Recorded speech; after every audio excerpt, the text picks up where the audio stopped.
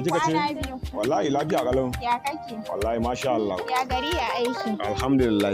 Masha Allah. Yawwa malama Ummi Jos yar jarida ko ba jarida bace ba? Bari ka ƙara faɗi. Ni na ga alama tunda na taba haduwa da ke a can wani dan taro da aka yi dan manta taron ne shine abin da yasa.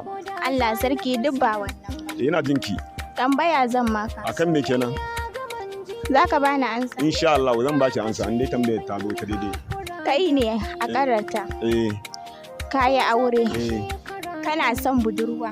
Sosai ma kenan. Irin wasannin da ake na zamani. Sai garin kawo ta. Sai a yi hatsari a hanya. Sai a cire mata kafa. Ita matar da zan aura din ko kuma wadda na aura din tunda an daura aure ita amaryar taka da wadda na aura din da yake nan wajen kawo ta ya azan a ce sai an dada kafas kwarai kuwa to sai me za ka anshe ta ita din gurguwas ita